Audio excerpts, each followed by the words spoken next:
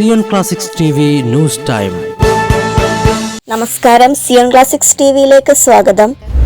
സർക്കാർ സഹായം വെട്ടിക്കുറച്ചപ്പോഴും ആഫ്രിക്കയ്ക്ക് കൂടുതൽ സഹായവുമായി കത്തോലിക്ക സന്നദ്ധ സംഘടനകൾ.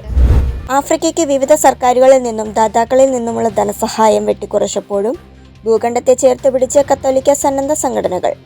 സാമൂഹിക നീതിയിലും സമാധാനത്തിലും ശ്രദ്ധ കേന്ദ്രീകരിച്ച റോമിൽ അടുത്തിടെ നടന്ന പരിപാടിയിൽ ആഫ്രിക്കയോടുള്ള തങ്ങളുടെ കരുതൽ വിവിധ കത്തോലിക്ക സന്നദ്ധ സംഘടനകൾ പ്രകടമാക്കി.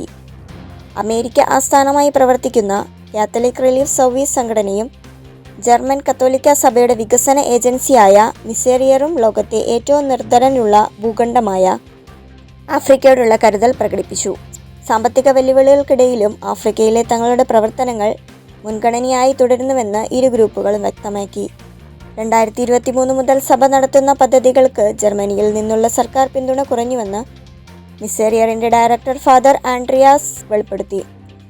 സമീപ വർഷങ്ങളിൽ ജർമ്മനിയിലെ ഇടവകകളിൽ നിന്നുമുള്ള സംഭാവനകൾ കുറഞ്ഞുവെന്നും അദ്ദേഹം അഭിപ്രായപ്പെട്ടു. എന്നിരുന്നാലും ആഫ്രിക്കയിലെ ദേവാലയങ്ങളുമായി സിവിൽ സൊസൈറ്റി ഗ്രൂപ്പുകളുമായും ചേർന്ന് കൂടുതൽ സഹായമെത്തിക്കാൻ സംഘടന ദൃഢപ്രതിജ്ഞയെടുത്തിട്ടുണ്ട്. അമേരിക്കയും സമീപകാലത്ത് സഹായം വെട്ടിക്കുറച്ചിരുന്നു. കാത്തലിക് റിലീഫ് സർവീസ് സംഘടനയുടെ പ്രസിഡന്റ് ഷോൺ കെല്ലഹാനും ഫണ്ടിംഗ് പ്രശ്നങ്ങൾ നേരിടുന്നുണ്ടെന്ന് സമ്മതിച്ചു.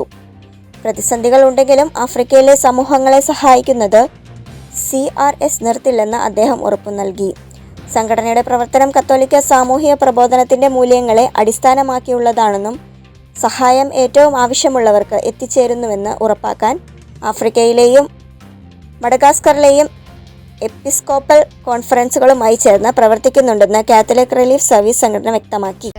കൂടുതൽ ക്രിസ്തീയ വാർത്തകൾക്കായി ഈ ചാനൽ മറക്കാതെ സബ്സ്ക്രൈബ് ചെയ്യുക.